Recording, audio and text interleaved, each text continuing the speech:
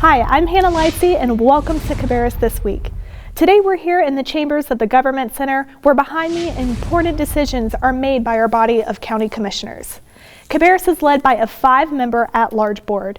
2 seats were on the 2020 election ballot this year, with Barbara Strang and Steve Morris emerging as the top vote getters. Steve was sworn in to his 3rd term on Monday, December 7th. Here he is during the board's work session that same day. Certainly, I would like to thank all of those folks who re-elected me for my 3rd term on the board. It is my honor and privilege to serve the citizens of Cabarrus County.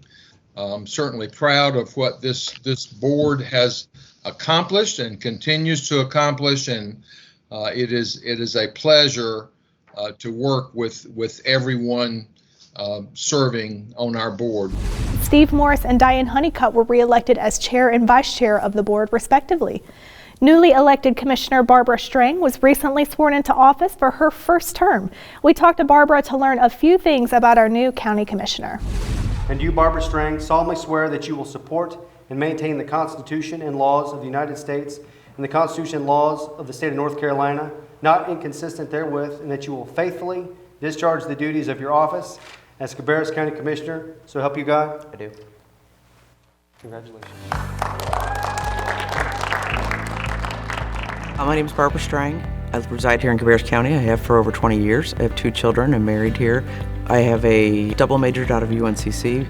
Also have a Juris Doctorate degree. Also very involved in the community and have been ever since I moved here 20 some odd years ago, whether it's the schools or in with the police departments and different things like that. Because of my involvement in the community in different aspects, I just thought it was my time to serve and really be a voice for the people. Obviously, we have the COVID-19 pandemic going on right now, so that's going to be a huge challenge for us to overcome, and it's going to take some time. I have no problem going to talk to people, and I encourage people to talk to me, and I've always very outspoken in relaying messages from the community and thing, and I think what I can do is bring that voice into the chamber a little bit more, because a lot of people don't realize you can attend commissioner meetings in person or the work sessions. A lot of people don't know they can go to those. So just getting people engaged. Looking forward to this, and as always, I have an open door policy. Please come see me, call me, email me. Residents can watch meetings on the 1st and 3rd Monday of each month at youtube.com/Cabarrus County. With COVID-19 numbers continuing to rise through the holidays, it's important to understand the impact of the pandemic on our community, especially on our healthcare providers who have felt much of the blow. We sat down for virtual conversations with members from our medical community to discuss the real stories from the front lines. In an effort to be more transparent, to provide the community with a more personal perspective of COVID-19, we have asked you all here as medical professionals to sit down with us virtually and share yours and your staff's experiences related to your professional field. We have seen, unfortunately, a decrease on the number available of our well checks or routine visits just because the increase of the sick visits have taken overwhelming time. I've watched many patients die, and I promise I won't cry on this call. But it's real. It's real. And they're alone and they're sick for weeks.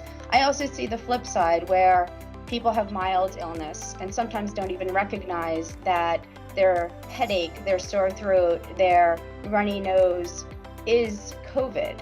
So now there's kind of the sort of COVID fatigue. We're all sort of trying to figure out how we continue to do this for a couple more months. And that part kind of leads to folks, you sort of have to make sure we don't get complacent. We stay just as hyper aware as we were in the beginning. The challenges that this has introduced into public health are really causing all of us to think creatively and come up with out of the box ideas about how to keep protecting our community. A lot of us in dentistry are not using our waiting rooms to capacity.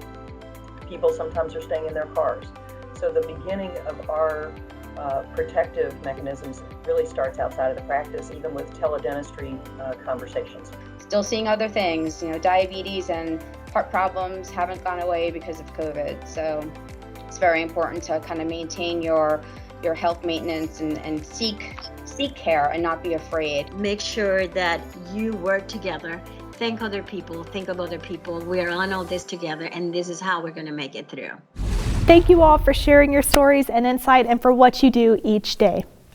A few weeks ago, we had the opportunity to honor local veterans at a drive-thru celebration. It was enjoyed by all who came. To celebrate the season, Cabarrus County Veteran Services Department will follow the same format for its annual Christmas breakfast. All Cabarrus County veterans are invited to the drive-thru breakfast on Wednesday, December 16th from 9:30 to 11:30 a.m. at the Boys and Girls Club. You'll receive food and a gift bag while supplies last. That's all we have for you this week. Thanks to all of our guests, and most importantly, thank you for joining us.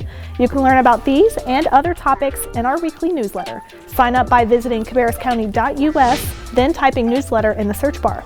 Also be sure to follow us on Facebook, Twitter, and Instagram at Cabarrus County. See all of our other programs, including Pan's Kitchen, Historical Moments, and more, streaming live at cabarruscounty.us/CabcoTV or by downloading the ScreenWeave app for Roku and Apple TV. See you all next time and have a fantastic week.